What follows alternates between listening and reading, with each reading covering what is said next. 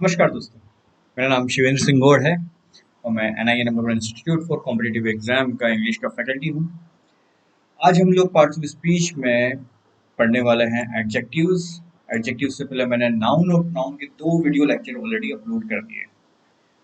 तो अगर आपने नाउन और प्रोनाउन नहीं पढ़ा है तो इस आई बटन को प्रेस करें और उन लेक्चर्स को देखें, क्योंकि अगर आपने वो नहीं पढ़ा है तो एडजेक्टिव समझ में नहीं आएगा। चलिए आज का लेक्चर शुरू करते हैं।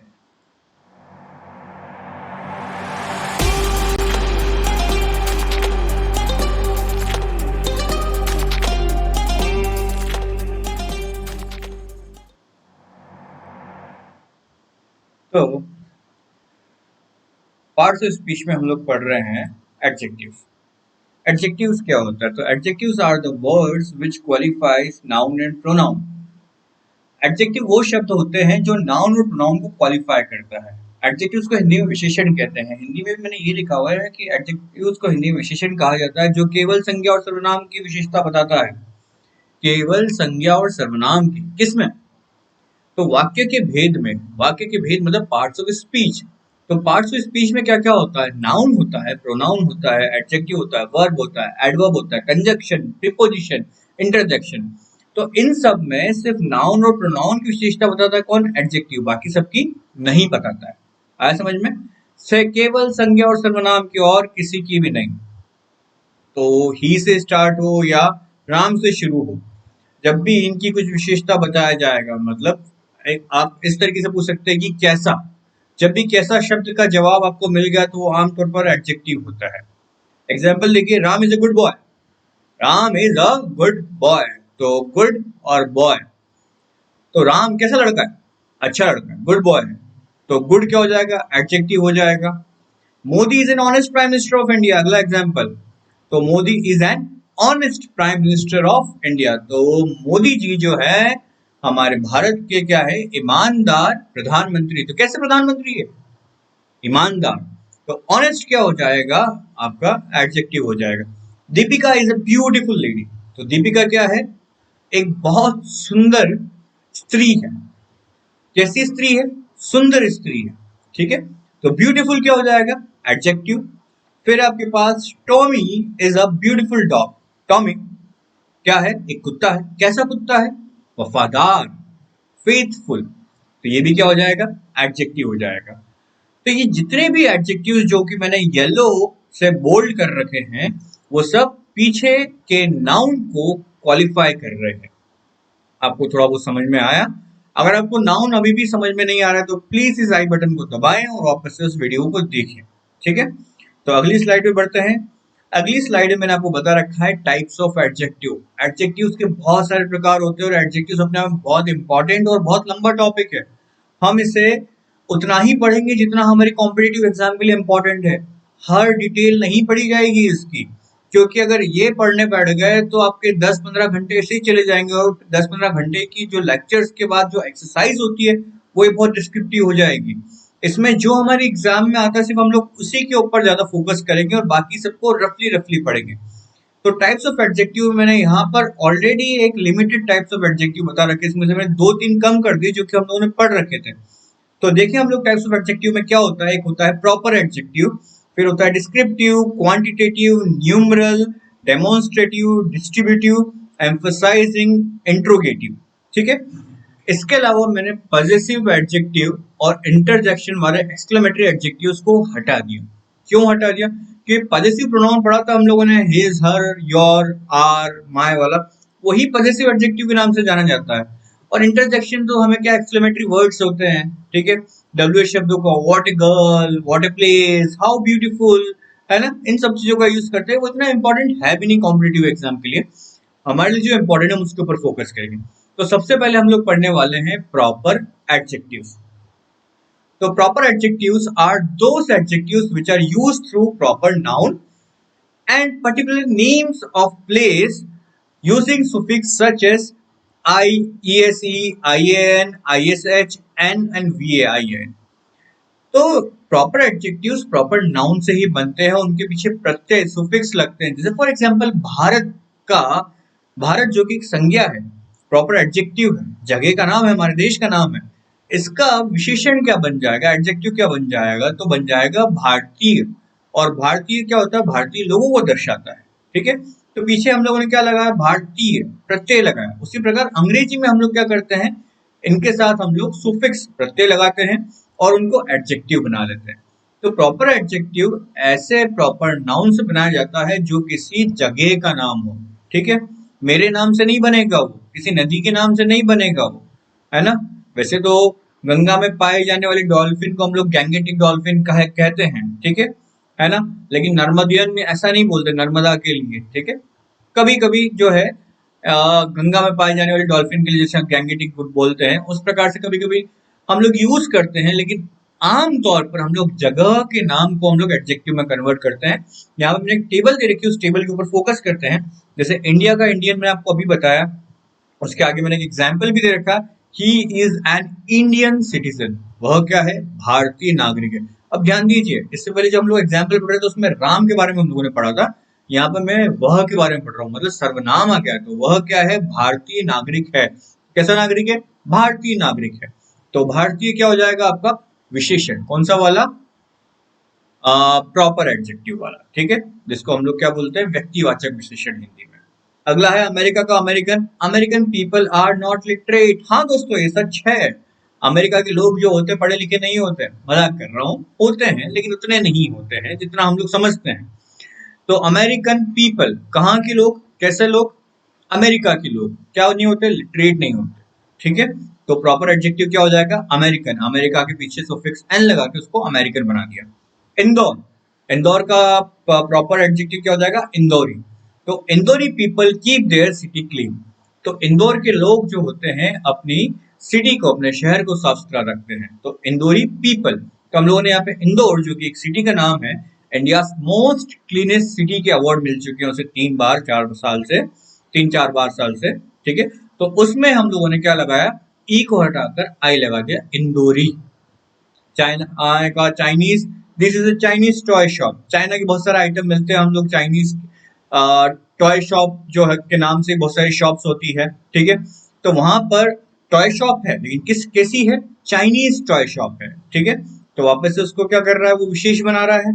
आईआईटीएन का आईआईटी का आईआईटीएन हो गया। IITian students are very smart. तो आईआईटी के जो विद्यार्थी होते हैं वो काफी स्मार्ट होते हैं, जग जाहिर है पूरी दुनिया में उनका डंका बजता है। ठीक है, तो स्टूडेंट्स कहाँ के स्टूडेंट्स, आईआईटीएंस। ठीक है, आईआईटी के विद्यार्थी।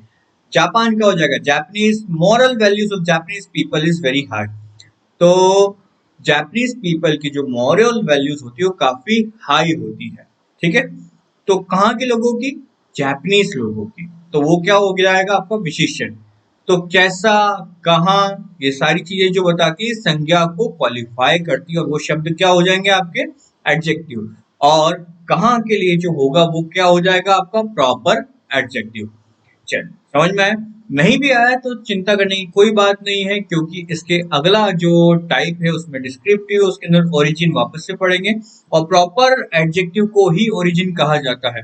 लेकिन डिस्क्रिप्टिव एडजेक्टिव बहुत इंपॉर्टेंट है, मतलब बहुत ही इंपॉर्टेंट है। आप इतना समझिए कि वो एग्जाम में आ ही जाता है। तो बड़े डिस्क्रिप्टिव पे, तो descriptive adjective. These are such adjectives which provide general quality to nouns such as size, color, shape and origin etc. ये वो विशेषण है जो संज्ञा का साधारण वर्णन करते हैं, जैसे गुण, दोष, रूप, रंग, आकार, प्रकार इत्यादि। यदि इस विशेषण का उपयोग संज्ञा के पहले होता है तो उसे एट्रीब्यूटिव यूज कहते हैं, और अगर संज्ञा के बाद विशेषण का बोध होता है या प्रयोग होता है तो उसे प्रेडिकेटिव यूज कहा जाता है। तो एट्रीब्यूटिव या प्रेडिकेटिव से पहले हम लोग जाते हैं कि ये होता क्या है। जनरल डिस्क्रिप्शन क्या होता है, उसका आम वर्णन किया जाता है, उसका रूप रंग, उसका आकार प्रकार, ठीक है, उसकी उम्र, वो किस काम में आता है, वो कहाँ से है, ये सारे जनरल डिस्क्रिप्शन के अंदर आ जाते हैं। ये इंपॉर्टेंट क्यों है, ये इंपॉर्टेंट इसलिए है क्योंकि कई बार एक से अधिक विशेषण एक ही संज्ञा के लिए उपयोग करते हैं और इनका एक क्रम होता है। अब कौन सा क्रम में पहले आएगा, कौन सा क्रम में बाद में आएगा, इसके लिए मैंने एक छोटी सी ट्रिक बना रखी है। जैसे मैंने आपको प्रोनाउन में पढ़ाया था, प्रोनाउन में मैंने आपको 231 और 123 बताया था, 2 3 1 और 1 2 3, second person, third person, first person, वो का वही यहाँ पर। वैसे एक छोटा सा फंडा है इसमें, क्या है कि मैंने एक टैगलाइन बना रखी है, सिग ऐश कम। सिग SIG, ऐश ASH कम, COMP कम से कंपनी कंप्यूटर, जो भी आप याद रखना चाहे। नोट क्या है, generally sig ash come order is used for more than one adjectives for any noun. जो मैंने आपको कहा कि एक से अधिक संज्ञा के लिए एक संज्ञा में अगर एक से अधिक विशेषण यूज होते हैं तो उसमें वो भी जनरल डिस्क्रिप्टिव के हो तो उसमें हम लोग क्रम क्या रखते हैं, सिग एश कम का। ठीक है, अब ये सिग एश कम होता क्या है वो आपको अगली स्लाइड से पता पड़ेगा। तो अगली स्लाइड कुछ इस प्रकार की है, जिसमें SI से होता है साइज, G से होता है जनरल डिस्क्रिप्शन, A से होता है एज, SS से होता है शेप, फिर C से होता है कलर, O से होता है ओरिजिन, ओरिजिन मतलब होता है सोर्स, सोर्स मतलब हो जाएगा आपका प्रॉपर नाउन, फिर होता है M से मटेरियल, P से होता है पर्पस। ठीक है, तो साइज के एग्जांपल्स लिखे हुए मैंने यहाँ पे big, small, long, short, huge, gigantic इत्यादि। तो जो भी साइज वाले जो आपके एडजेक्टिव होंगे वो सबसे पहले आएंगे क्रम में। ठीक है, उसके बाद आता है आपका जनरल डिस्क्रिप्शन। जनरल डिस्क्रिप्शन मतलब आम वर्णन, जैसे कि वो ईमानदार है, ऑनेस्ट है, गुड है, बैड है, ब्रेव है, शार्प, ब्यूटीफुल, स्मार्ट, फाइन, ये क्या होता है, उसका आम वर्णन होता है। तो पहले साइज बताई जाएगी, फिर जनरल डिस्क्रिप्शन बताया जाएगा, फिर उसके बाद बताया जाएगा एज। तो एज में क्या होता है, old, young, modern, ancient, aged, new.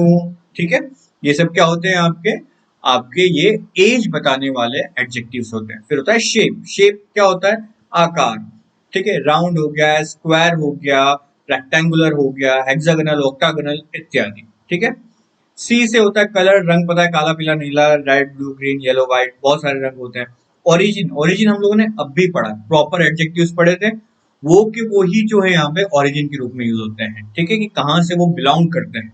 Material, material noun भी होता है, मटेरियल एडजेक्टिव भी होता है। जैसे प्रॉपर नाउन होता है, प्रॉपर एडजेक्टिव होता है, लेकिन प्रॉपर नाउन और प्रॉपर एडजेक्टिव में हम लोग सुफिक्स का यूज करते हैं हमेशा।